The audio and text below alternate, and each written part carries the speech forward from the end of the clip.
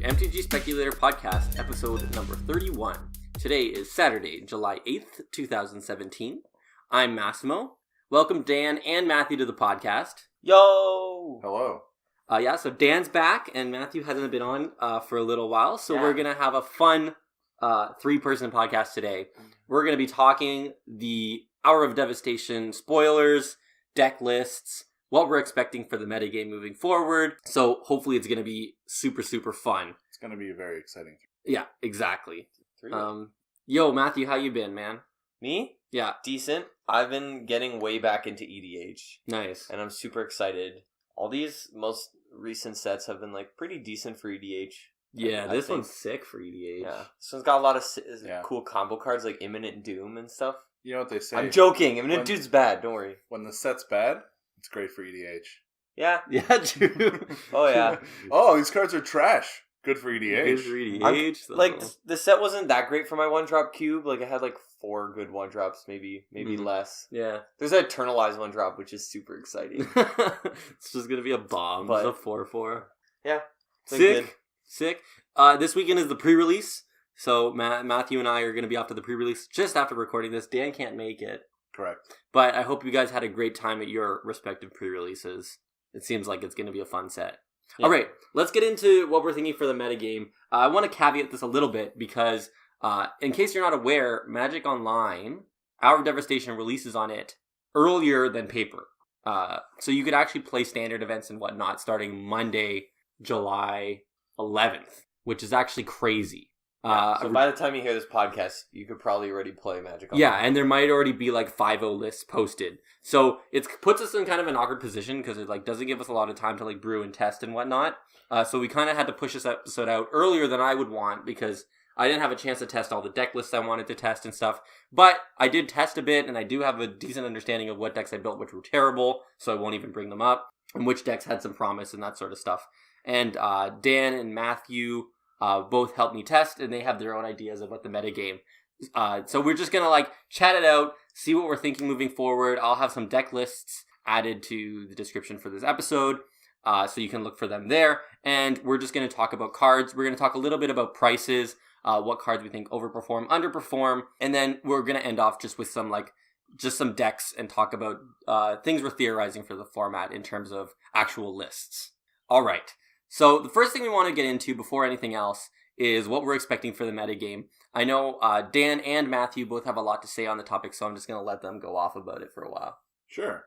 So we mentioned the last time that we podcasted that if Wizards decides to ban Aetherworks Marvel, which I think we indicated would have a 0% chance of occurring, so oops. I'd like to note that I wasn't there. What would you have said, Matthew? I would have been like, Wizards is definitely going to ban 100%. Aetherworks Marvel. It's 100% no fun. in retrospect, of course. When you have to play it and to win, and you're having a bad time, like that seems like the bad for business. I mean, I don't think that was true. I Dude, think the reason Daniel Fournier said like he hated the deck, and he ended up playing it to like a top 8. Yeah, basically. But like, I think it was right. a diverse format, but it was still being warped around the variance and the lack of fun that came from the real variance of that deck. Because it was kind of like you were playing like coin flip metagame. I mean, they banned Splinter Twin because like sometimes they just beat you in turn 4, and that's kind of. I mean, that's modern. But this is even this is different because it's. How is it not similar? This is more about the fact that you're playing against something where it's either super random, but sometimes you just win just cuz. Not because anyone played Magic better, just because that's how things worked out. That was Splinter Twin. No. Sometimes you pass and you have like a bolt and they're like Flash Deceiver, Splinter Twin, I win. And you're like, well, I mean, I guess in that way, yes, but this is like the variance is far more real for the person actively playing the deck. Yeah, true. So, anyway, and also it's standard. So it's like standard, powerful things. Well, if it guaranteed an Ulamog on turn 4 in standard, that would have been wicked banned. But the fact that it didn't necessarily guarantee an Ulamog powered it down just enough to still be banned in standard. Right. But it didn't mean that would happen or not happen because you did or didn't execute your game plan. It did or didn't happen just cuz. Which I think is why if you read their reasoning, why they ultimately made that decision. 1 in 10 it's not games because it wasn't games, diverse. Yeah. It actually was a fairly diverse metagame, but it was diverse, completely warped around the varying ways of beating Marvel or being Marvel. I mean, what we mentioned... that just means that if, like, you have, like, a really bad combo deck that, like, is okay, but then absolutely goes off, like, 1 in 10 games, that would be, like, a reasonable reason to ban it. Well, but it also won games where it didn't do that on turn 4. That's the whole point. Yeah, exactly. Like, it's a reasonable deck, but then... so if it does a combo deck in Standard that wins on turn 4 1/10 of the games, and then wins on turn 5, 6, and 7 the remainder of the games, that will be banned. I stand by what I said before. I don't think it needed to be banned, but I think that the other thing that we said, which was, if they do ban it, it's because, at the end of the day, they want mid-range back. Like, healthy mid-range is usually the marker of a healthy Standard format. That's why they printed, like, 4 sweepers in this set. They're like, guys, we're mid-range or GTFO. Right. And the fact that that's now likely going to be the centerpiece of the format means that we're back to a few things being true.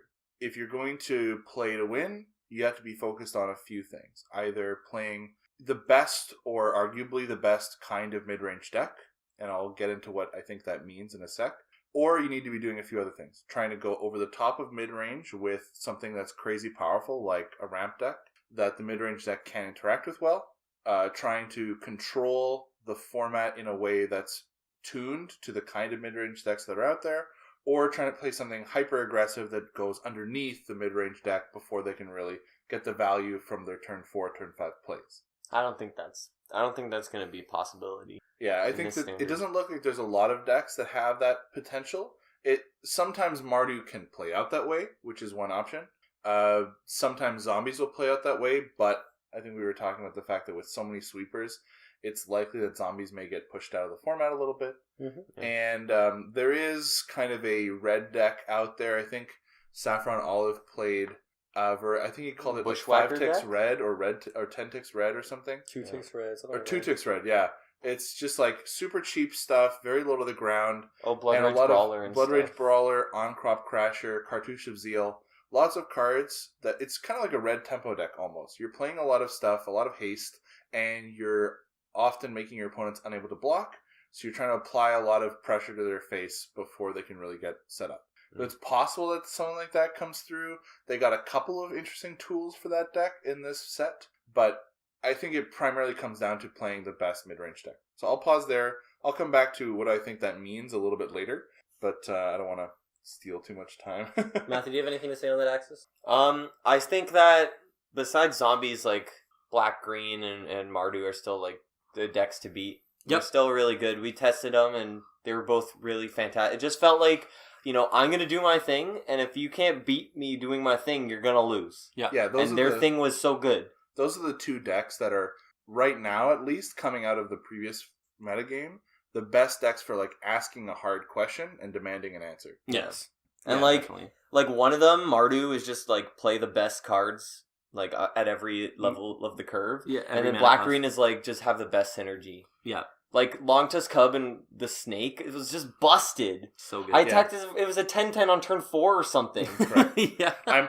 As you know, anyone who listened to the last podcast, I'm a big old fan of Snake plus Cub. Yeah. Because when your Cub is bigger than Ulamog, you feel real good. Yeah, dude. It's nuts. And in Black-Green, there's a few different versions of, like, the Super Synergy deck, right? There's the Energy plus counters version. Mm-hmm. There's the mostly just counter synergy version. Delirium. And there's also the Delirium build, which goes a little bit higher up the curve and is one of the kind of mid-range options I think that exist in the format right now.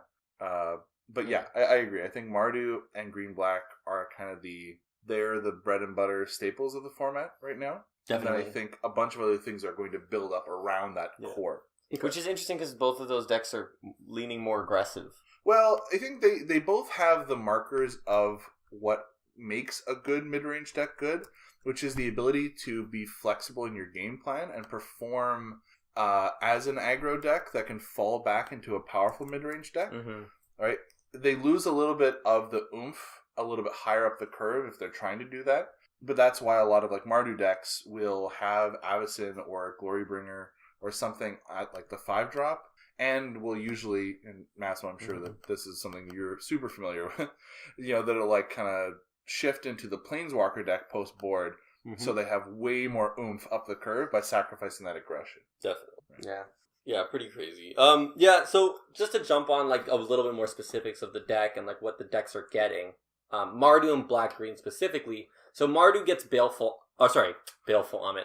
Amit Eternal. Oh, yeah. Yeah, Amit Eternal is just the biggest hole that I think Mardu had in his game plan is it didn't have the strongest 3-drops. It often revolved around Aethersphere Harvester or Cultivator's Caravan or Thalia Heretic Cathar, and sometimes Pianalar if you really needed the artifacts, which all in and of themselves, those cards are not that powerful. And plus you want to be black so you can play the best removal spells in Standard. Yeah, so like, and you want to be able to consistently cast Fatal Push and Unlicensed Disintegration as often as possible. I guess black or red in that case. But the idea is that now Baleful Amit Eternal fills that slot really, really well. Amit Eternal is just a house of a card. The fact that it pressures your life total even if they chump block it or kill it in an attack just makes all your cards better. Like, Mardu's all about cards that generate damage just sort of passively. Like, Unlicensed Disintegration is reach, Cut to Ribbons is reach, Gideon gets in for 5 a lot of the time. So it's just like, Heart of Kieran's gonna chip in for 4 at least once during a game. So it's just about like just putting pressure on your opponent's life total, and Baleful Amit is a threat that demands an answer immediately, can't be blocked incessantly, and if they do block and kill it, they're still taking 3.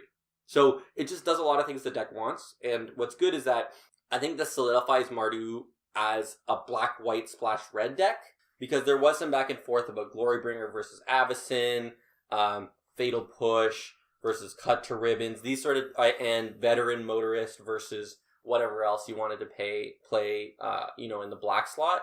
And so I think this definitely shifts the deck into more white-black, and makes that question I think it closes the case on the correct build of Mardu. So right now, I think 3 Baleful Amits is a good place to be, and just makes your curves even more powerful than they were before. And maybe a few Amit Eternals too. I think those would be good. Did I say Baleful Amit again? Yeah, you did for like the 4th time. Oh my god. Dude, Baleful Amit combos, you put the counter on it. I mean, it does have lifelink, so that's real. It's probably great in the mirror. It accrues Heart of Kieran. It sure does. Quality cards. Alright, Amit Eternal is a good card. It's $2 right now on TCG Player, but it is in the Planeswalker deck. So do not buy is the recommended stance. If you need to play them, buy them at $2, but this is not a spec. You're not going to be able to make money on Amit Eternal as long as you wait. It's never going to go up past this point. And it's like pure Standard card only. Yeah, I don't see I mean, maybe mono black in Modern, because like you are playing Phyrexian Obliterator, right? Yeah. And so like 3-drop 5/5, 4-drop 5/5. It's like not that bad, I guess. But it's not that great. It's not, yeah. But it's not. Modern, they play way more spells per turn. So Black-Green, Snake, I thought this deck wasn't getting anything, but then I realized it gets Dreamstealer. Dreamstealer, I think, is a very good card in this home. Game Stealer. Yeah, talk about Game Stealer. The fact that you just incidentally pump its power, and just as soon as it connects, you win the game at that point is very, very powerful. You just like play Gearhulk, and you can put like 1 counter on it, and suddenly it's like the biggest threat they have in play, because like how do you come back from being mind rotted every turn? Exactly. And it has Menace, so it's like super evasive. You might want to move up on your number of Blossoming Defenses just to keep it in play, or to potentially, sometimes you have to go for it and just like get their 3 cards out of their hand, because if you're slightly ahead on board and you dodge the removal spell, you immediately win the game. Dreamstealer, I think, is a very potent card in this strategy, and I am going to be playing Dreamstealer in my Black-Green decks moving forward. So for a long time, I think. Dan, you seem to not agree. I'm gonna go out on a limb and say that I don't think Dreamstealer is good. I think instead it is bad. Well, what was taking the slot of Dreamstealer? Well, I think you have in Black-Green you have so many good plays on 3, right? You're talking about Rishkar, Nissa, Amit Eternal, Liliana. Oh, you can't play Amit Eternal because it's anti-synergy with Snake. Yeah, you'd get double the minus and But minus. depending on whatever black-green you're playing. If you're playing the counters version... Well, if you're not playing... Delirium... If you're not playing Snake, sure. Sure. If you're not playing Snake, you're not playing this card. Yeah, if you're not putting +++ and counters on Dreamstealer, you're not doing it right. Yes. Like, you need to play this with, like, Nissa and Gearhulk. Yeah. I mean, it just seems like another 3-drop. Yep. That is competing with other stuff that you keep playing. I mean, but how many Nissas are you going to play? 3? How many Rishkas are you going to play? 3? Yeah. So you can play 3 to 4 Dreamstealers. And, like, that's it. You're not playing Never to Return. Card's, like, not that great. Yeah, but if you're already at the point where you're comfortable playing a lot of 3-drops, are you really going to play this over Tireless Tracker? That's a good question. There's a ton of value the Tireless Tracker generates and synergizes with the counters that you're already trying to create elsewhere. Does it synergize with the counters? Yeah, because it gets counters. But Dreamstealer is better against control than Tireless Tracker. Like, if you hit them for, like, 2, that's way better than having, like, 2 clues. I mean, it's a 1/2. It dies to Magma Spray. It dies die to Magma Spray. Everything. Like, it feels like you're gonna get a lot of upside in the rare cases where you play this, it's uninterrupted. You also play counter stuff. They're also uninterrupted. When a lot of things go right... But if a lot of things are going to go right, I'd much rather just play Winding Constrictor, followed by Rishkar, and then kill my opponent. Sure, you can still do that. That's not pushing that out of the format. I did that multiple times, but also where does where does this card fit into that curve? Like, it fits in that it's still a must-kill threat by itself. Exactly. It is a must-kill threat on its own. Yeah. Removal turns this thing on. Any ++1 counters or it's a must-block with 2 cards. Right. Like, but if you're blocking with 2 cards, you're an aggro deck. You're, like, getting in with a ton of damage. I don't know. I think that you're sacrificing what your deck is primarily trying to do, which is apply a lot of pressure, for the ability to, like, maybe make them discard a land once in a while, and or get it killed by a 1-mana spell often. Yeah, so the only 1-mana spell that kills this is Magma Spray. Yeah. Which isn't even seeing a lot of play.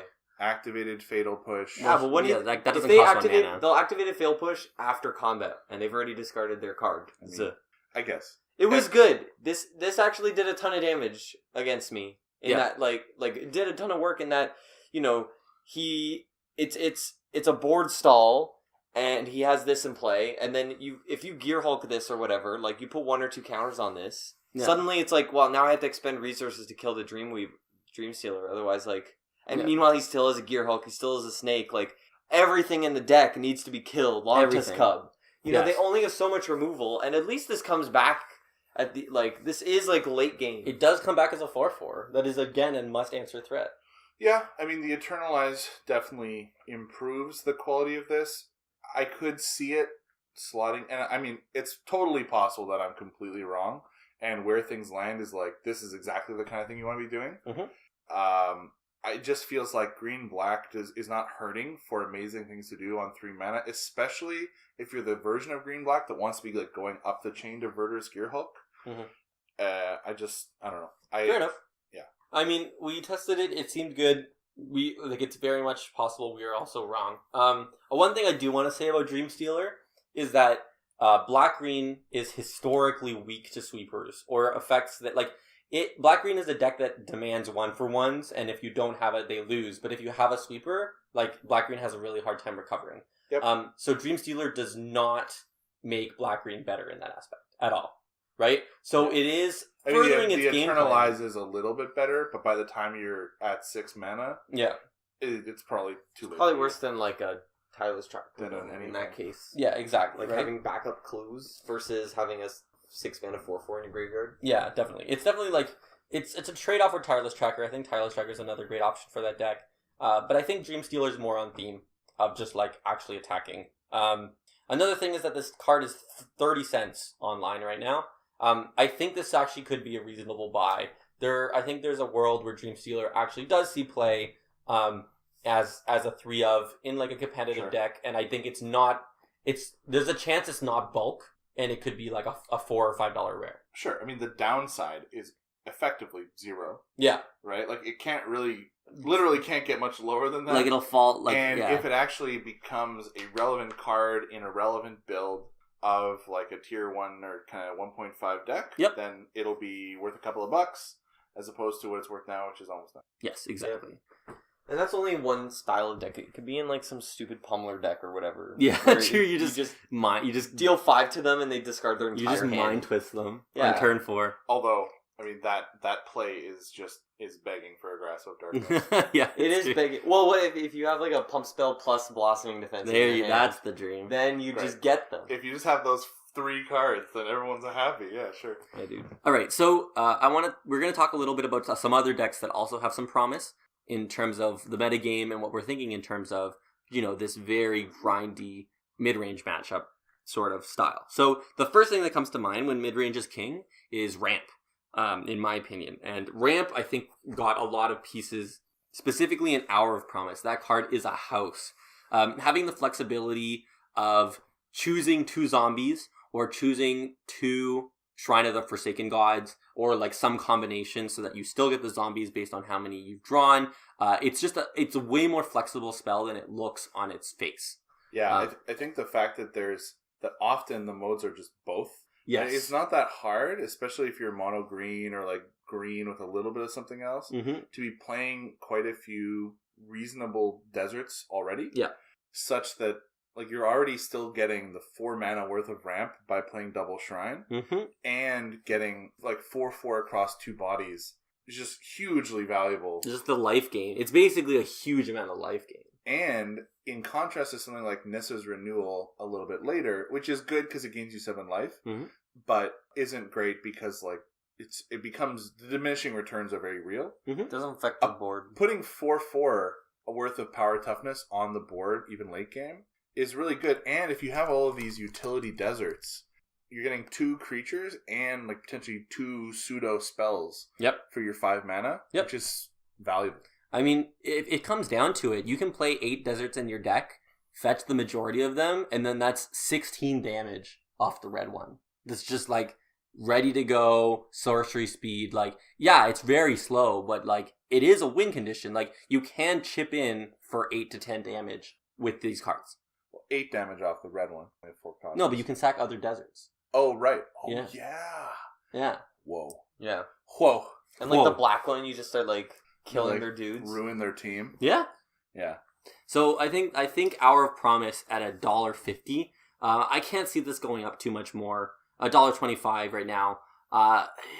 It's hard because even if it is a 4 of in a very good deck, it's good in Commander though. Gets any land. Yeah, it's very good in Commander. Gets that Tron online. Yeah, dude. By itself. Good in Commander, well, not by itself. But. Good in Commander does not really drive the price of standard cards by a huge order of magnitude. No, but at least it has like a lasting. It could have a lasting price tag. If Hour of Promise ramp becomes a mainstay player in the standard metagame, this card will probably be worth like what, $3, maybe 3, 4, max 3, max 3. Well, I think how much was the Pyromancer thing? Pyromancer's goggles. Yeah, that was really, but that was a mythic. Yeah. Oh, that's true. Yeah. Also, like the speaking of Commander, the Excavator, the one that lets you play lands from your graveyard. Yeah. Like that's $5 right now. Do you Yes. think it'll see standard play? No. No, but that's. Do you think it'll see people modern think play? it'll Well, people I think it's yeah. modern. That's what people are thinking. No, I Because will see Coco modern hits I it. can assure you, it's 100% Commander. No, it's modern. It's not modern. People think modern it's already modern has Crucible. playable. Why would they have this? Because this is a creature that you can Coco Because it or can court it, yeah. court it. Both of But those there's no cards land-based combo decks in modern. There's You can a just get your fetches Reliquary, back. Knight of the Reliquary. That's not that good. The value of being able to get your fetches back on its own is pretty good. Yeah. Matthew's not for it. I'm Whatever. not for it. I think it's just all Commander. All right, let's move on. Another big deck that would be good, and I think this one has gained the most pieces and is the most promising for actually probably being... It's not a tier 1 deck right now, I think, but definitely being a tier 1 deck moving into this meta game is Blue-Red Control.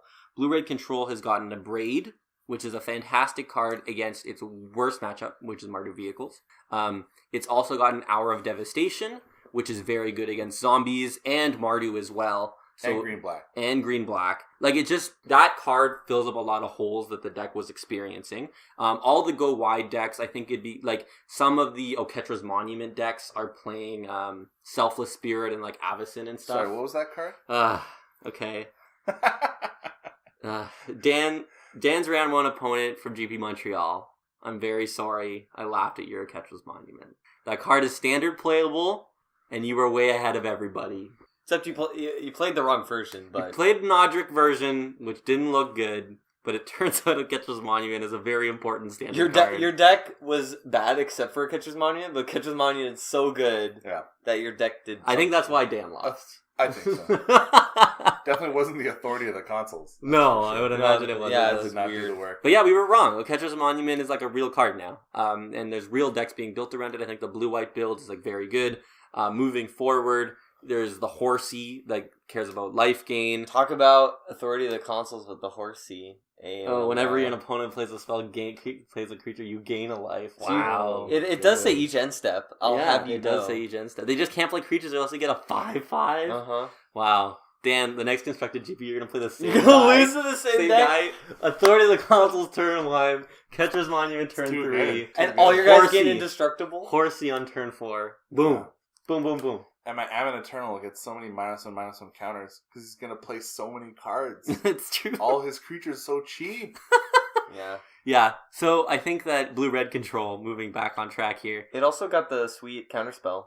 Yeah, it gets Supreme Will, which is like a very versatile card. It's good in pretty much every matchup. It fills the hole of your opponent, like trying to, force you off Glimmer or dodge your disallows.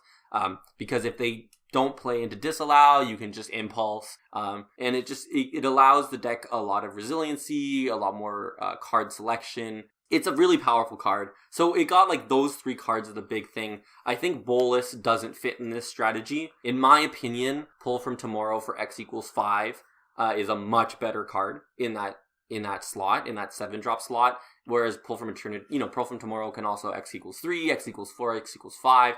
So it's just a lot more raw power and a lot more on theme. It just depends if maybe a Braid is so good that you can't rely on your Gearhulks to win the game anymore. That maybe you might want to splash like a Planeswalker. Because right now that's the only win con, right? And the lands, but Fatal Push and stuff make that really bad. But I mean, people are going to be taking out their Fatal Pushes against you most of the time. But yeah, like Gearhulk has gone a tick down. A Braid is another great answer that you can main deck in blue-red control. A Braid kills both of your win cons in the current blue-red.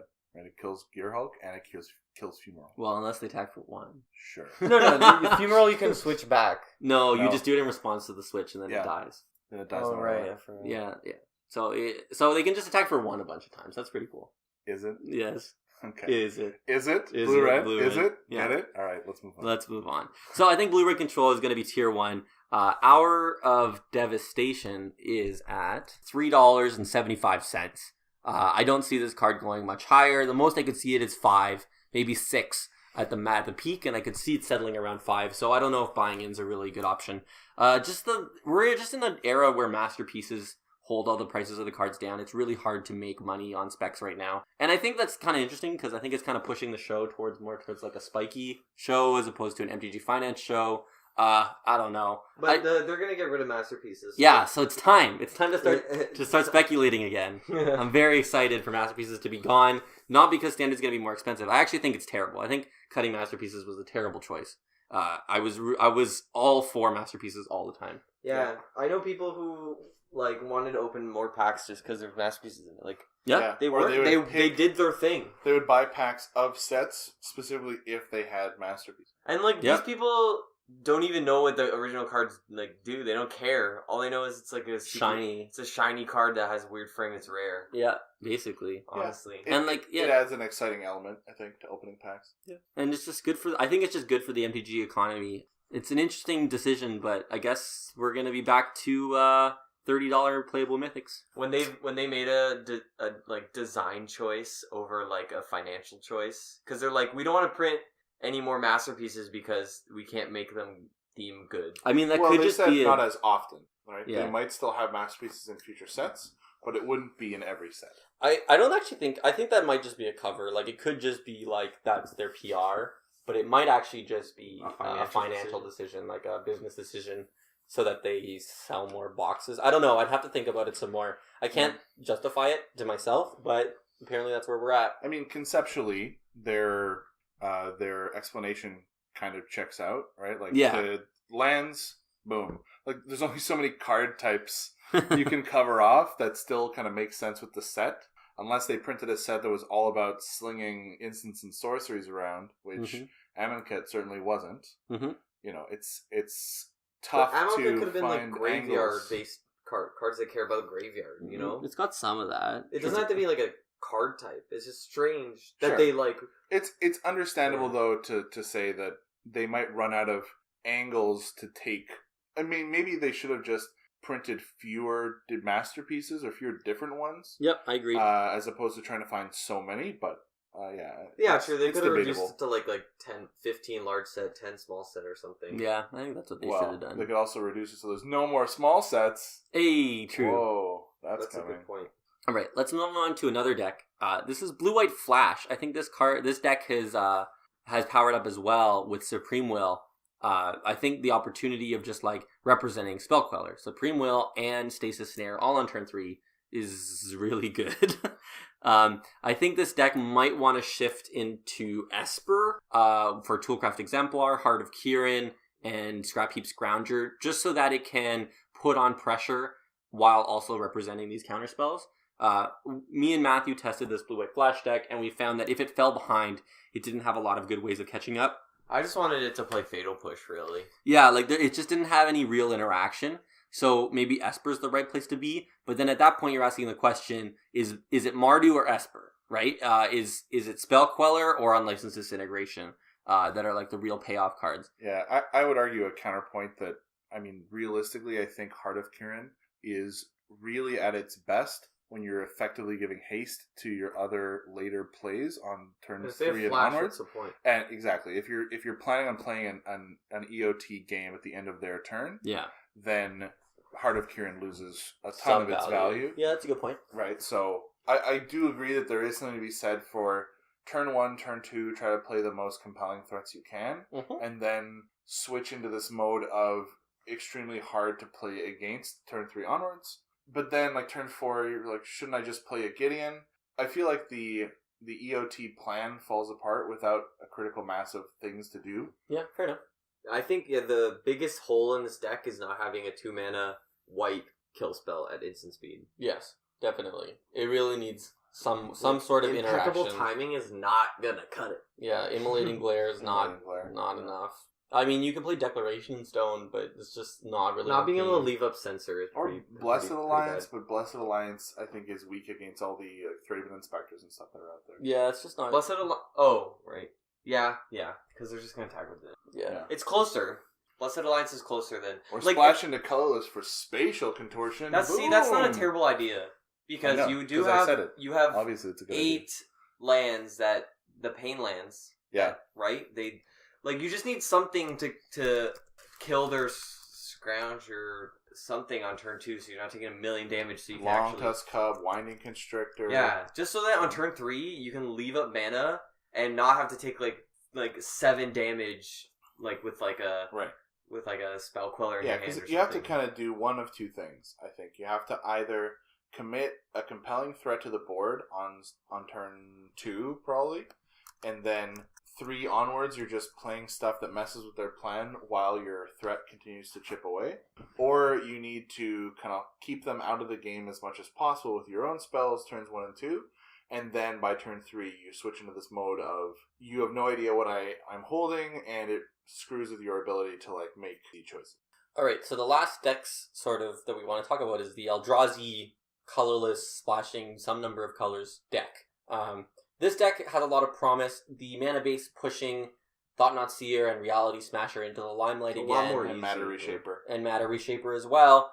Just really makes these, these decks, suddenly all these cards at 3, 4, and 5 are now available and exist in the format, whereas they didn't before.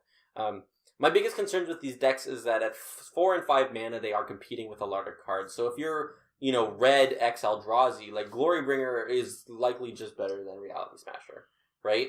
If you're like a white X Eldrazi deck, like Reality Smasher is just worse than Archangel Adversary. So I've seen a lot of lists online with Eldrazi decks where you're playing like 4 Reality Smasher or like 4 Glorybringer, 3 Reality Smasher. And it's like, how are you supporting all these 5 drops? Like, yes, you're playing 26 lands, but you're going to have all these awkward draws like over and over and over again. I don't think that that's the way you want the deck to go. I'm really impressed with the red version. I think there's a red-black version that's also very promising. Cut to Ribbons is excellent in the strategy of just putting on pressure, getting them to a low life total, and then making it really hard for them to stabilize. I was really impressed with Cut to Ribbons and that sort of strategy. So that's pretty much all I have to say about the Eldrazi decks. I think that they're definitely promising. I think you're missing a key Eldrazi deck. Well, no, I mean, like, Eldrazi, especially Matter Reshaper in, like, an Emerge-based deck, is now free. Well, yes. Yeah, I think in general, the one deck we haven't talked about is Emerge. Yes. Right? Emerge was a superstar, kind of a dominant force for a while in Standard, because K-Return's flashback, quote-unquote flashback, is just so crippling. Mm-hmm. Especially because if they try to respond to it with like a selfless spirit, you can just choose to not utilize it, which is so filthy. So we were talking about the fact that there's the kind of the standard blue-red version, which I think is very strong and has gotten some new tools in strategic planning and Champion of Wits, which are very, very good in the deck. Yeah. Strategic planning is so potent because effectively sometimes it's draw 3. It's a draw 2, it's a draw 3, given the fact that you're putting cards in your yard that you want to have discarded. Yeah, that either have some incidental value or you actively want. Like, being in the yard is effectively being in your hand as far as that card is concerned. Mm-hmm. And being in your hand is actually bad.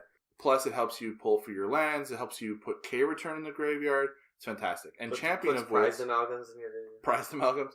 And then Champion of Wits as an enabler for your Emerge, and as a way to get stuff in your yard, to improve your card quality, get the stuff you need in the yard. Comes back late game. Extremely effective. And if you get to the point where you're at 7 mana late game, is a massive, effectively 4-for-1 or even 5-for-1, because you get a 4/4, you get straight up, you draw 4 cards, you discard 2, and you're probably discarding chaff. So really, like, that's an enormous value from that card later in the game. Yeah. Now, sorry, go ahead. It does cost 7, and this deck does run out of lands very quickly, given you're typically discarding them after 4 or 5 mana. So you do have to make a conscientious choice about how you're sequencing your lands and your discards. Right. But I believe there will be matchups where flashing that back is going to be super relevant. Now, what we were talking about is there's potentially a blue-black version of this that leans much more into the Eldrazi town, playing the full 8 copies of the kind of colorless pain lands that tap for colorless and pay 1 life to tap for blue, and also have a spell component attached. Those cards let you play Matter Reshaper as well as another Emerge Enabler, which is an amazing Emerge Enabler. Yes. Lets you have access to Thought-Knot Seer, which is a great card in general. And Distended Mindbender. Distended Mindbender is another Emerge card, which is also super valuable. It's also a sweet combo with Thought-Knot Seer. Yeah. You also get a Haunted Dead. You also get Haunted Dead instead of the Advanced Stitchwing, which is a strict upgrade. You get access to Fatal Push instead of Lightning Axe. You can hard cast your Prize Amalgams instead of just letting them rot in your hand. Correct. And because you're playing this version, because you're not as dependent on Cathartic Reunion, which is just kind of like an even one on cards. Because you're not as dependent on Cathartic Reunion, then you're more comfortable with making some of your land drops, I think. And as a result, you can more comfortably go up to your 7 mana potentially, right? To hit your Champion of Wits from the yard. The only thing is, where does K-Return fit in this deck? Yeah, so there is the Grixis land that gains you a life and then filters. It's not very good, but it is an untapped 4-color land, right? So there is a world where you can actually just play like Grixis plus colorless with this land, taxes you a little bit, a lot of it, to be honest. But it's pretty low cost in that sense, in that like you can still cast your spells with this card. So there is an opportunity where you do just play 4-color Emerge. 3-color? Well, 3 colors plus colorless. Oh yeah, right. Sure. So you're just really going deep on this Emerge strategy. I've never been a fan of Distended Mindbender, typically because it's been put in like value decks. Like Jundi type decks, black-green type decks. But when you're cheating a Distended Mindbender out as early as turn 3, like, you're doing real work. And that's very powerful, and I'm much more excited for that card in that sort of strategy. Yeah, because you're probably removing from their hand every card that they have in there that can deal with Distended Mindbender. Right? Yes. Their Hour of Devastation is gone. Their removal spell is gone. The murder or unlicensed disintegration or whatever it is that they were hoping they were going to use to make this work, or Declaration Stone, whatever it is. That's gone. Their top end sweeper is gone, or their big play, their big counter play, their Glorybringer, their Avacyn is gone. Anyway. Curves now are like at the perfect spot where like Descendant Mindbender probably can hit two things. It'll almost always hit two things. As we go back into a mid-range environment. Yes, exactly. Right, that's where Mindbender is almost guaranteed to hit two things more or less every time. Mm-hmm. Right, I think Deep Fiend is an insane card, and the prospect of having like 4 Deep Fiend and maybe 2 Mindbender, so 6 copies of that kind of an effect is potent. Definitely. I don't think you can do it on turn 3 though. No, turn 3 isn't really Yeah, without Lightning Axe, yeah, you can't. Yeah, that's true. That's fine. Turn 4 though. Like it's a little bit more turn 4 value. in many ways. You can get it in play. Yeah, definitely. So I think those are all the decks we're really thinking about. We have a caveat. We do. We have a caveat that rotations in 3 months, Right. financially. Yes. So so rotation is in 3 months. So if you have a bunch of staples from Battle for Zendikar block, aka Gideon, or anything from Shadows of Innistrad block, which, a number of cards, now might be the time to sell them. Avacyn's probably a good sell, Gideon's a good sell. I would keep your Tireless Trackers. I think that card is going to be a staple in Modern moving forward.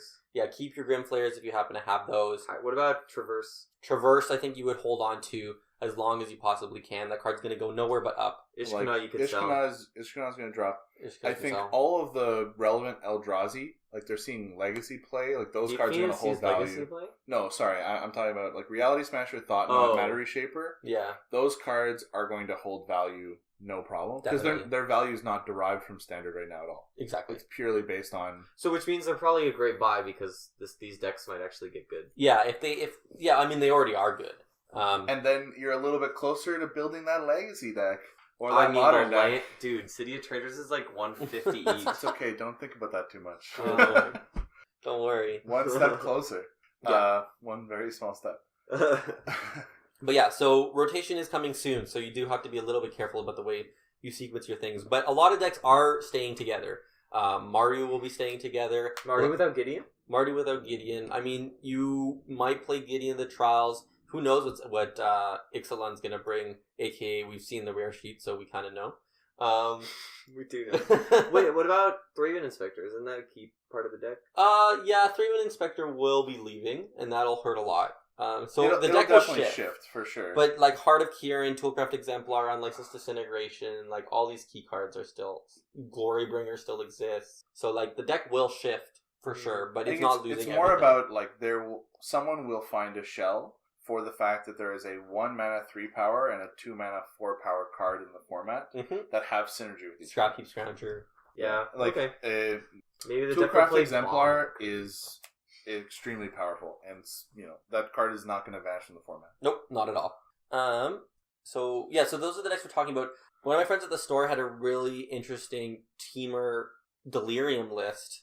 I think his curve was a little high, but it was doing some really powerful things in like just Traverse is a really powerful card in any sort of mid-range meta where you can find a Glorybringer, you can find an Ishkana, you can find... And there are a lot of top-end... A Road Refiner. Oh, wait, Road Teamer Refiner. Energy and Delirium? It had an energy sub-theme, but Did it it play wasn't... Strategic Planning? And No. Delirium. Oh. Rogue Refiner, even on its own, is good to just fuel your Aether hubs for longer. Yeah, exactly. Right? Like Rogue Refiner is such a push card. Yeah, it's just really good. Pushed on common. I think that there's a lot of really interesting potential one-ofs in the format right now. Yep. So like Sphinx of the Final Word is fantastic. Like is backbreaking in some situations. We were talking about one new card that's coming out that's probably not great where a lot of people are thinking it fits. It's Uresh. More Sphinxes. Cryo Sovereign? Sphinx Sovereign? Something. Anyway, it's a 4 blue legendary creature Sphinx. It is a 4/4 flying. Other Sphinxes that you cast cost 2 less to cast. And whenever Uresh or another Sphinx enters the battlefield, you get to basically cast Fact or Fiction for 4 cards instead of 5.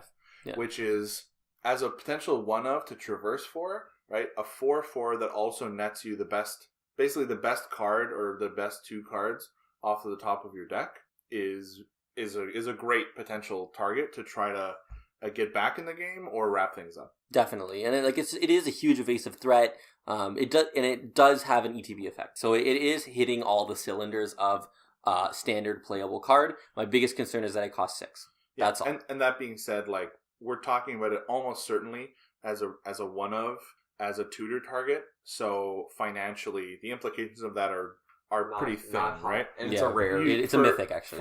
It is. My bad. For financial value, you want to be looking at stuff that is a 3-of or a 4-of on kind of like a cross-spectrum basis, yes, right? Definitely. You're talking about like, oh, you're playing black, you have to play Liliana. Or you're talking about like, you're playing playing green, you're usually playing a Tune of Traverse, right? Yep. That's the kind of stuff we're talking about. Is there enough for a reanimate deck?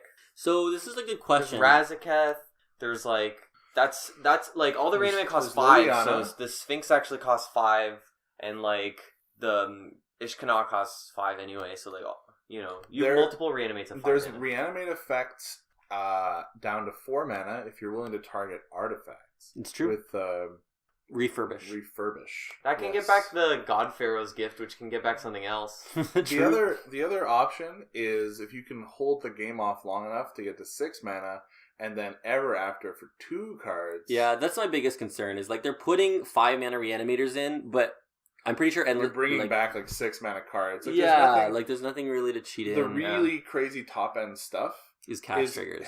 Exactly cast triggers that you're not super excited. Like Razaketh is definitely potentially interesting, especially if you're using creature based ramp to get to your reanimation spells faster. Then you have creatures that you can sack to get more juicy stuff. This isn't like original Ravnica where you can literally get back Grizzlebrand, Angel Serenity, Thragtusk. No. And your reanimation spell was Unburial Rites.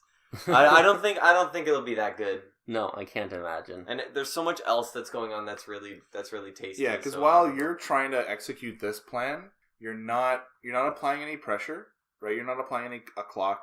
You're not applying any disruption to your opponent. And if you think about it, if you kind of take a step back for a minute and think about it, you're basically saying, I want to cast things that enable me to do bigger things. No, but you play like Grimflayer. Hold on. But if you're doing that, isn't Ramp just the better version of that game plan, right? Like you're trying to cast a bunch of spells to enable you to do bigger, spicier things a few turns later. But I think Ramp, especially with Hour of Promise, the new cycling Ramp card, is probably just a better version of that same kind of overarching strategy.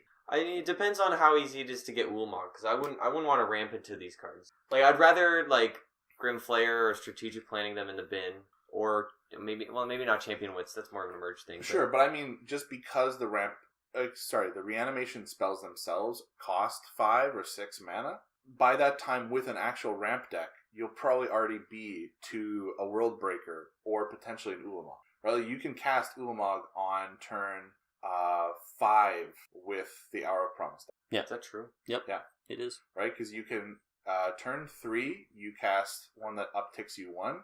Turn 4, you cast Hour of Promise to put 2 shrines into play. Oh, shrines. And then turn 5, you play a land, and you're on 10 minutes. Oh, dang. Yeah. 5, 6, that's 7, right. 8, 9, 10. Yeah. Turn 5 Ulamog is real and is strictly better than whatever you're... All right, never mind. You're reanimating Razaketh. Yeah. Ulamog your Razaketh. On the line of Razaketh, I think I've been toying around with like an Aristocrats deck, Cryptolith Rights deck that like cheats in a Razaketh, sacks a couple things, find combo pieces, and wins on that turn. The deck's really hard to build. I'll keep you guys updated if I end up like breaking it or whatever. But so far I haven't had any success with the deck. I've misbuilt it a bunch of times. So Razaketh's probably just worse than Ormondal. Yeah, so Razaketh is worse than Ormondal unless Razaketh allows you to win the game on that turn. Because he does allow you to tutor, he is a sack outlet. Like Razaketh plus Zulaport Cutthroat is like a combo because Zulaport gains you life and then it hurts you a lot less and you're drawing more cards, which you can then in turn sack. So like if you're generating mana like with Paradox Engine, for example, you're really going off, and then you can probably just win that turn. That's kind of the idea of what the deck is trying to do. There's an opportunity there for that to be like a very powerful deck that also has the backup plan of just Ormondal, right? So it's both an Ormondal deck and a Razaketh deck. Doing both simultaneously can obviously be very powerful. And it's also just a aristocrats deck, right? So if you get enough dudes, you just chump block forever and keep draining them, and then you sack all your guys and you kill them. So, or if you get to Zulaport Cutthroats, maybe Claim to Fame fits in this strategy. It just all sort of starts coming together, and it's possible. I have to keep building it, and I'll let you guys know if I end up actually building something that has some promise. I want to talk about one deck that I think is terrible, and it's Mono Black Zombies. I think Mono Black Zombies already struggled in the format against a bunch of sweepers that were already good against it. Radiant Flame, Sweltering Suns, Chandra, Flamecaller. Yahenni's Expertise. Yahenni's Expertise already existed. And now we're just getting like a main deck playable Hour of Devastation. Just like completely destroy the deck. You'll never be able to do anything ever again. Play a different deck in Standard. Massimo, tell me how you feel about that. I haven't tested Zombies. It gets Omid Eternal, which is just probably worse than the 3-drops it was already playing. So like you're going up the curve for some reason, and it still dies to sweepers. Don't play this deck. I think it's awful. That's it. All right. While we're on the topic of traps, I think there's a couple that might be good to mention. Okay. That are pretty. Some people are jazzed about, and I think we talked about probably aren't going to be nearly as juicy as some people might think. Is it Imminent Doom?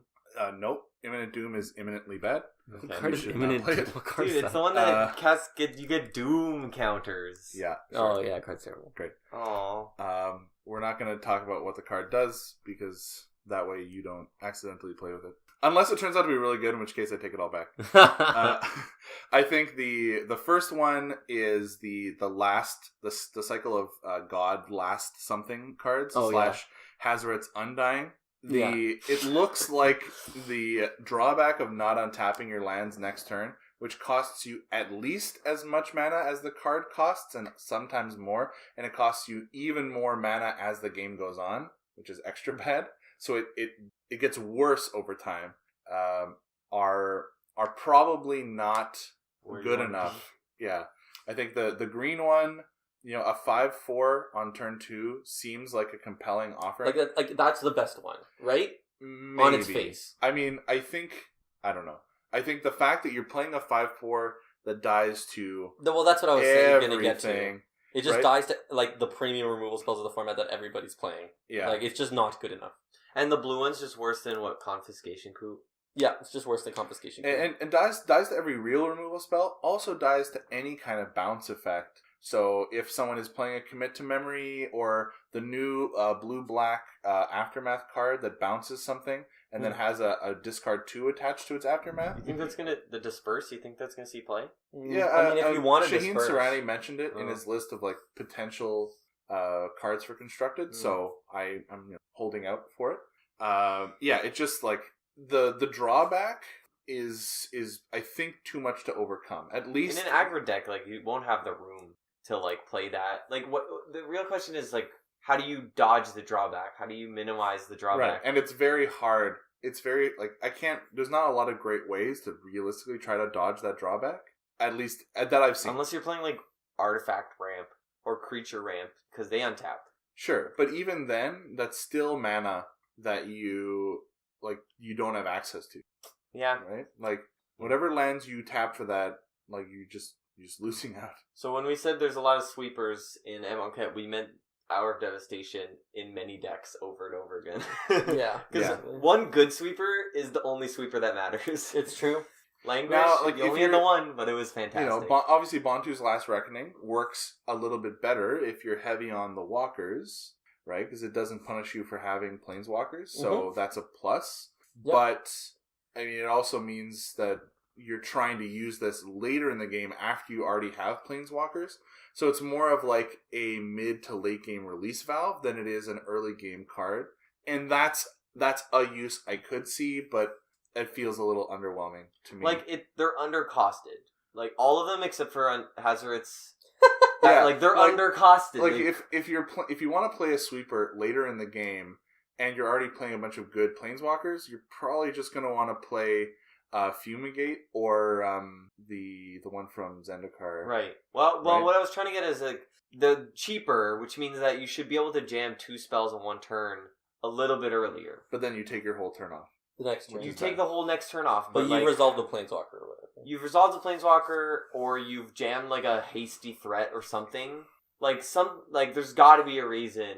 Like, there's got to be a way to abuse the fact that on turn 4 you could play Bontu's Reckoning into 2-drop, or turn 5 you could Sure. Yeah, like if you like 5 vehicle. The problem is that even the one that seems like it would be compelling, which is vehicle-based threats, Heart of Kyrian, something like that.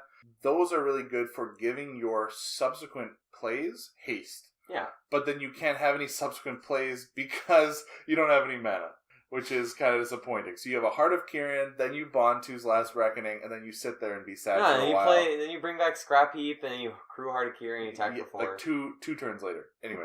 No, you bring out at the same turn. And, so there might be something with them. The Kefnet's Last Word, if you're stealing something that's outrageous, maybe, right? There might be possibility there. Yeah, I think that's... And the Hazards one is bad. It's probably the worst the card prospect of in whiffing Standard. entirely and then skipping your next turn is catastrophic. It's like the worst card in Standard, right? Hazards, Undying Fury. Like, it's probably really, really bad. Like, I mean, there is still Dubious Challenge in Standard. No, so Dubious Challenge is good. Well, in Standard- Modern, in it's Standard, fantastic. in Standard. It's not fantastic. B. What do you mean? It's interesting. top tier. What about It's the an one? interesting card. What about the one where you exile a card from your graveyard and then you get to exile the ones from your library too? What card is that? What card is that? Wait, are you talking about the demon, the 4-mana 6/6 flyer? Comes into play, you swap your library with your... No. The Eldrazi one? There's a one from Kaladesh where it's like 3 black, exile a card from your graveyard, search your library for that many cards, put them in your hand. To like salvage something? Yeah. No, Put them in your hand. that's a demonic tutor, man. Anyway, let's move on with our lives. Okay. And then I think the other potential traps, the new gods. Yep. It's expensive. So the Scarab God seems interesting. It doesn't really have to be connected to zombies. I think the prospect of like draining and scrying as the game goes on as it uses its ability, and a 5/5 that's hard to deal with, and value if they don't play anything, has potential. Right? Sure. Yeah. I think that we saw the potential of having like a threat that then lets you get card advantage over time with Tassiger a while back. Similar concept. Yep. Right? Well, I mean, that costs 1. Well, I mean, it can, but I'm talking about like late game. Sure. Having like a real threat that also says like, answer me or else I just keep pushing the game further and further out. Yeah. The Scorpion God, there's potential there, maybe. Mm-hmm. But Locust God is the Locust combo God centric. seems underwhelming. Yes. Is what I was gonna say. But who knows? Maybe there's something there that we're not seeing. It just seems like in Standard, like just play good cards. Yeah. And you're gonna do really well. Yep. And That's then, true. Massimo, did you have a perspective on Nimble Obstructionist? What card is this? That's the bird. The Stifle. Stifle bird. Oh, yeah. So Stifle. Stifle Bird. I think this card is bad. It's not necessarily a bad card in and of itself, but I think at 3 mana, in blue, at flash instant speed, there's so many better things you can be doing. Primarily Spell Queller, primarily the Will card, the Impulse slash Mana Leak. There's no home for it, and that's fine. There's just better cards than it. I don't think Stifle is worth... I don't think you in Standard would play 3 mana Stifle, draw a card. That's just not a playable split card. So the question is, so would it is you a play split a card. 3-mana 3/1 flyer? I would not play a 3/1 flash flyer in Standard right now. What about a white-black or white-blue flash deck that's like literally all flash? So if it's all flash, it could have a home, but that being said, it's copies like 9 through 12 rather than copies 1 through 4, right? You're playing 4 Quellers, you're playing 4 Wills. How many Instructionists are you gonna play? 2? I don't know. Right? Like, it just doesn't fit. Like, it's just worse than the cards that are already good in that strategy. It's not that it's a bad card. I think it's a perfectly fine card. I just think there's better things to be doing, and this card is not going to find a home for that reason. What about Aven Mind Sensor? Same thing. What about Against Hour of Promise? Which one's that one? The land ramp one.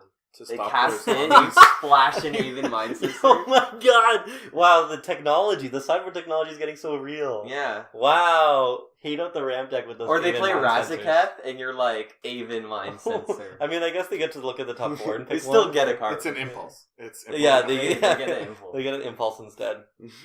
All right, maybe even Mind Sensor goes up a little bit now. I mean, I think Nimble Obstructionist is good if it is consistently an uncounterable 2-for-1. If whatever ability you're countering is truly worth a card. What about a Gear Hulk trigger? Yeah, well, yeah. So like a Gear Hulk trigger is worth a card because you're literally getting one card worth of value. Countering something like an Evolving Wilds activation is real if Evolving Wilds is all over the place. Hitting a clue trigger. Or Modern, right? Or Shrine. The Shrine sacrifice. Not Shrine, the other one. Sanctum of Ugin. Yeah. Right? But even then, like, that's kind of bonus value for them. It's it has to be a back-breaking amount of value you're getting uncounterably on turn 3. Mm-hmm. I think that, or like a little bit later, but with the ability, with basically a split card that says, by the way, if you really need to, this is a good card at pressuring Planeswalker. Definitely. It also can counter a Planeswalker's ability. Yeah, a Planeswalker ultimate counter is the other real possibility for this. My biggest concern is that Disallow is already in the format, so people were already incentivized to take their walkers above ultimate level. So it's like it's not doing something new in the format. Yeah, but now if they like don't do it, then you just flash in your bird and you can start attacking their Planeswalker. That's true. Yeah. That's true. So maybe it's good in Standard at least as sideboard tech against decks that are heavy walkers. Mm-hmm. That's fine. Right? Yeah, like that sounds fine. Your opponent plays Nicol Bolas, down ticks to blast something. You counter it, draw a card. Also, and if you're kill counting, Bolas. No, you'll just kill them instead. You just kill. You want to talk about Nicol Bolas? Yeah, let's talk about some Bolas. Okay. You sure? I was gonna say if you're countering a instant activated or triggered, like it's better than Disallow. It's real good for countering stuff like Stasis Snare and Cast Out. That's very real. Right? It's that's uncounterable. That's a straight up 1-for-1, like a good 1-for-1. Yes. I think the deck it needs to be a deck that you build around though. Yep. Yeah. I don't think it's not in any deck. All right, I want to just quickly talk about Bolas. It's at $18. I actually think this card's really bad, and it makes me very sad. I made a note here. This card is designed for EDH and nothing else. Thanks. That's what I wrote. So, Nicol Bolas. I was playing at the store with my buddy Pasha, and he told me, I informed him that Nicol Bolas doesn't gain life, and he was immediately off of it. Immediately like, this card sucks. So he thought that on the minus, you would deal 7, gain 7. Unfortunately, it doesn't do that, so it doesn't stabilize you at all. Nicol Bolas His ultimate is the Wrath effect. Yeah, his ultimate is the Wrath effect, and it doesn't even win you the game. Yeah. Nicol Bolas is only good if you can back it up with a Wrath effect immediately afterwards, and so that you can stabilize the board and use your win more card. Or immediately after a Wrath. Sure. Like if you Hour of Devastation the turn prior. Yeah. And then they follow it up with like Random Dude, you follow it up with Bolas, kill Random Dude, you're probably in a good spot. So my concern is that there are cards that anything that follows an Hour of Devastation is good. The Chandra, Torch of Defiance, costs 4, is very good after an Hour of Devastation. A Gear Hulk costs 6 and has Flash, is very good after an Hour of Devastation. Like, any card after an Hour of Devastation is good. Hour of Devastation is just a messed up card. It doesn't matter what you're casting afterwards, right? The only reason is because Bolas doesn't get hit by Hour of Devastation, so you can cast it after Bolas, right? So there is some power there. But Bolas in of itself is not a card that will win you games.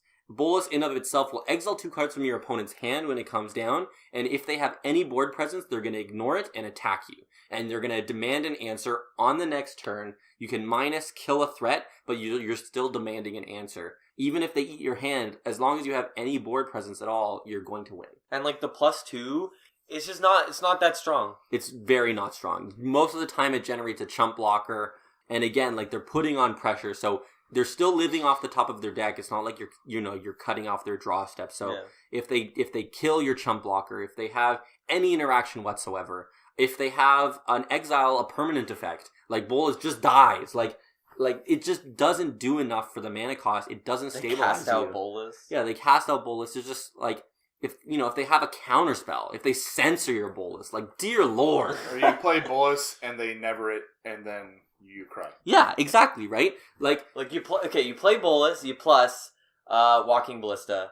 They untap and they never your Bolas. It's like your 7 mana spell did nothing. And, like, if it minused and gained you life and allowed you to stabilize and was a threat that they had to kill or else you were threatening to gain more life, putting yourself out of range. Yeah, like, this is what we're describing is Chandra, right?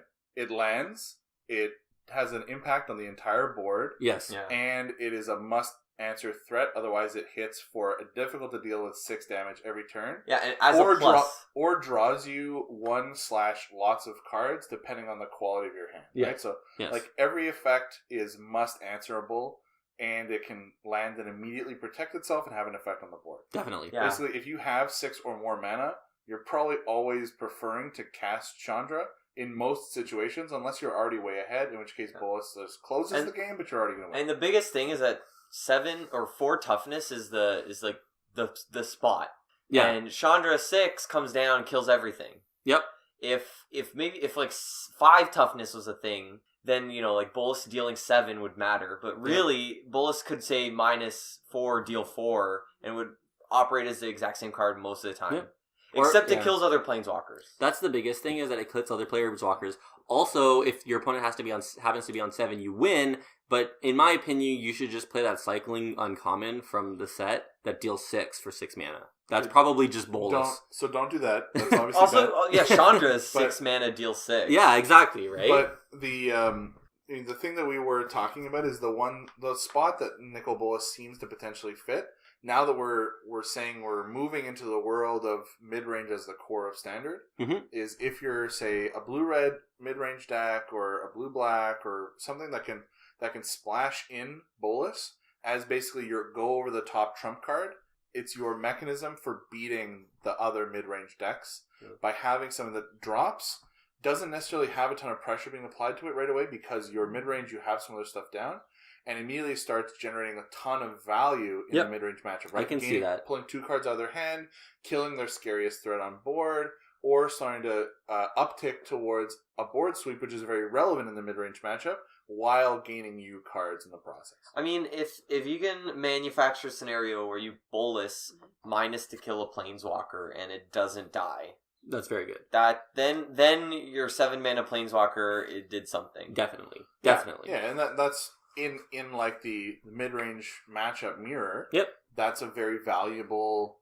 sequence. Definitely. Right? I mean, it'd be interesting to, like, say there's a Grixis Planeswalkers, like, or like mid-range deck that's like sorcery speed, Chandras and stuff, and then you can board into Bolas and you can board into Dark Intimations, which seems like really good in like a mid-range sort of sort of life, right? Where you're like, you kill their threat, buy back a Planeswalker, and draw a card, and they discard a card. Like, that's power. Does Sorin hit planeswalkers? Yes, he does. All right, Sorin's just better. Sorin's just better than Nicol Bolas too, because he gains life. And he draws cards while pressuring your opponent. Yeah, he draws cards true. and deals damage. Man, why can't Nicol Bolas target yourself to cast a free spell? Right? Like, jeez. Anyway, okay, I think that's all the traps we wanted to talk about. I agree. I have one more card I wanted to talk about, just very quickly at the end of the cast. I think Endless Sands is a really powerful card. When I first read this card, I thought it would be the card. Like, this was going to be the standard card, defining standard. It's very powerful effect, flickering your stuff, getting value, ETB effects, protecting your guys from removal, making your attacks and blocks safer than usual. At the low cost of a colorless land that is ETB's untapped, I was very high on. But from testing, I put it in a couple decks, some Eldrazi decks, the blue-white flash deck. It didn't seem to matter. Standard's sort of in a position where like things tend to snowball. So like blue-white flash versus Mardu. Like the winner of the game is determined by turn 5 or 6 most of the time already. And so you endless sandsing a couple times or saving a thing and maybe flashing it back won't matter. Like the advantage that they have of a safe Gideon or just presenting enough threats or just like or clues or whatever it is that they're doing to gain that advantage. If you haven't answered it, you're going to lose to that, and Endless Sands isn't going to help you. That being said, if the games are strictly mid-range, no one's dying, everyone's 2 for 1ing each other, I think Endless Sands could definitely find a home and could be a really powerful card. And I think 50 cents for a utility land is like a reasonable buy, but right now I'm not sold on it. That being said, I don't want people to overlook this card. That's my biggest takeaway. Is like, don't overlook the power of Endless Sands. I think this card's very good. Massimo was so high on this card. It's like he would have been like, without testing, he would have been like $3 for Endless Sands. Sign me up. Yeah, I was gonna buy like 10 at $2 on Star City Games. Like this, I thought this card was, because it is colorless, so it could go in literally any deck. I thought it was just going to be like the card. I thought this card could be banned in Standard when I first read it. I have cooled off a lot on it. Don't worry. I still think it's good, but it needs to find a home, and the metagame needs to be right. It's vaguely reminiscent, albeit slower, but easier to play, of Evolutionary Leap, right? Like making your opponent's removal worse. Evolutionary Leap was much better at making your opponent's removal a lot worse, but this can fit into more places and can potentially be that extra edge, again, probably in like the mid-range mirror, where they're playing stuff to try to undercut you, and instead of that, they're just slowing you down. Yep, definitely. It seems like every land that has an ability that isn't like a creature land is just like good. It's just not good, you know? It's like in Standard, your spells are good. Yeah. Your spells do so much work. You pay mana for them, and they cost a slot in your deck, and Wizards is like, here's your power. Yeah. You know? But like lands, they're good and limited, you know? Yeah.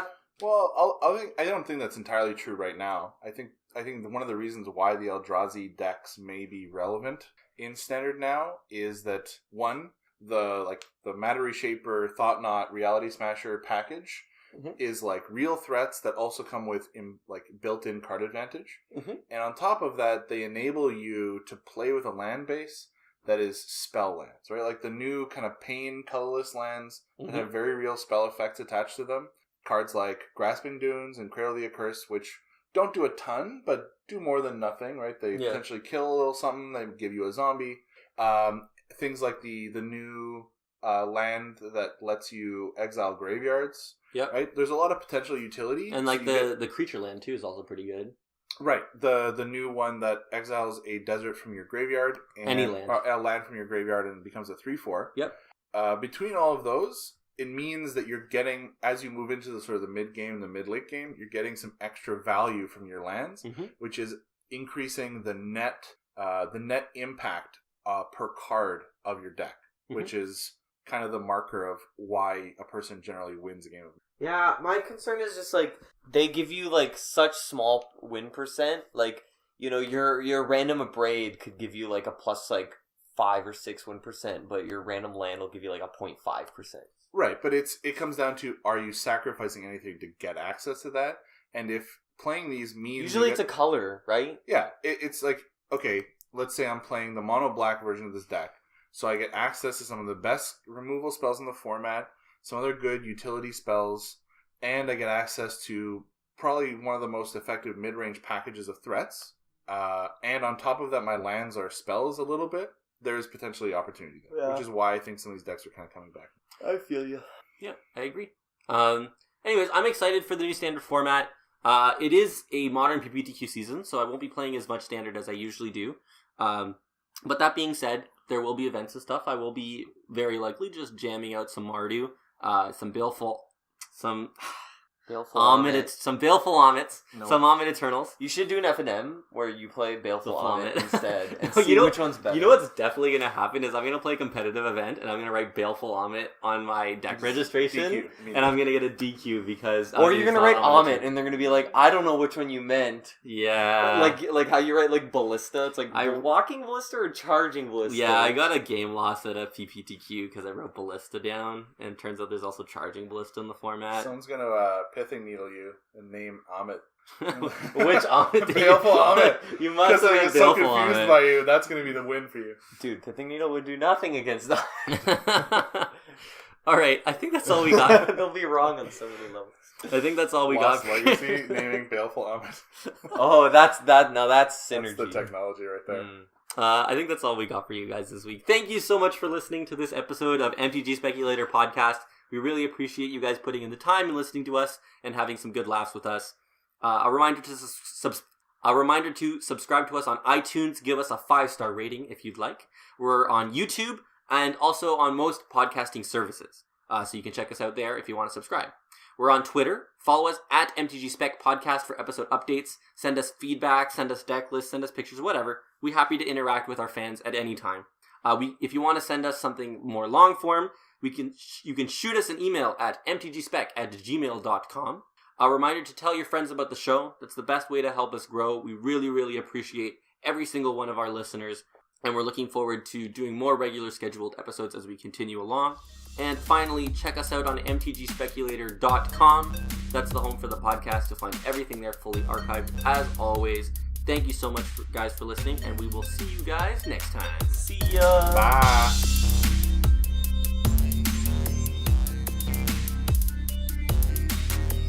Let's talk about the worst deck you've ever built. I've been playing Magic for a long time. All right, I built decks that didn't have the lands to cast the cards that are in the deck. So that's pretty bad.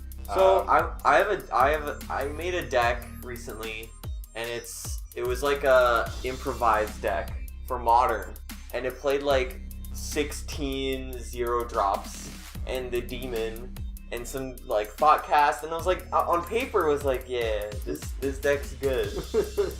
And so like I played tested a couple times, and it was just like, oh, this hand has like 2 lands, 4 0-drops, and like 1 thought cast, and it's like, yikes, like, am I gonna get there? Is this the best deck in Modern? And the answer is and I draw like a land and a 0-drop, and I'm like, this deck does literally nothing. At least I have Tormod's Crypt main deck, so I can try to auto win against Living End. But like, what else? What else am I supposed to do? Get those Tormod waves into 1-2. Yeah, you auto win for like a turn, and then they just get there again. Yeah, it's just like super sad. Yeah, it was not hot. I gotta. And then you lost your like mana source. Oh no. Yeah, no, it was not hot. And then me and Dan try to build this mono red prowess deck for standard right now. Dude, it was so embarrassing. It still has opportunity, okay? Dude, it was so. We're like, okay, there's a lot of like Thermal Alchemist type cards in standard, and a lot of like 1-mana cantrips. What can we do here as we like wipe our hands together? I draw a hand of 7, and it has like 4 lands and 3 cantrips, and I was like, wow, that's not good. Mulligan, 1 land, 3 cantrips, Thermal Alchemist, and an Incendiary Flow. That sounds pretty good. I'm like, yeah, we're getting there. Turn 1, cantrip, draw my second land. Here we go. Turn 2, Thermal Alchemist, untap. This is turn 3. Turn 3, 3 cantrips, ping him for 4.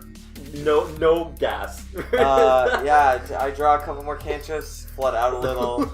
I think I managed to do like 5 damage. By turn 5. Yeah. And like, it wasn't getting much better from there. So basically, deck's too good. That's what you're saying? It turns out cantrips, they're not what they used to be. No. When people say we want cantrips, we want like Scry 2 on our cantrips. Fix our draws, not make all our creatures have trample when we have no creatures because we're looking for lands. Alright, I think I'm not going to talk about the worst deck I ever played. I'm going to talk about the card I have wanted to break for the longest time, and it just refuses to get there, and that is Eerie Interlude. Oh yeah. So Eerie Interlude is just like where my heart lives. The prospect of casting this and just getting like this giant bag of value off of a ton of ETB creatures has been something, and I played a version that it actually went okay at a GP Toronto 2000, like 2 years ago, a year ago. 2016. Yeah. So I played a Coco deck that had a few copies of Eerie Interlude for the added value off of Reflector Mage, Thraben Inspector, and a bunch of other stuff, and maybe Thraben. I don't know if Thraben Inspector did that yet. Anyway, so. It worked pretty good, and there was a few times where it was just amazing as an absolute blowout versus sweepers like Languish, which was great, and it completely took people by surprise. I've been trying. It was like almost there. I've been trying to break it ever since, and then they banned Reflection Mage, and it made me cry a little because that was kind of like the whole reason to be. And recently, I took like one last shot at it because I'm like, okay. here's the trick. You have it and Torrential Gear Hulk. Gear Hulk can flash back the interlude for like infinite value, and then you can like Eerie Interlude on your end step, have your entire team exiled, your turn comes around and you fumigate, and then your whole crew comes back and it's like a one-sided fumigate, and wouldn't that be cool?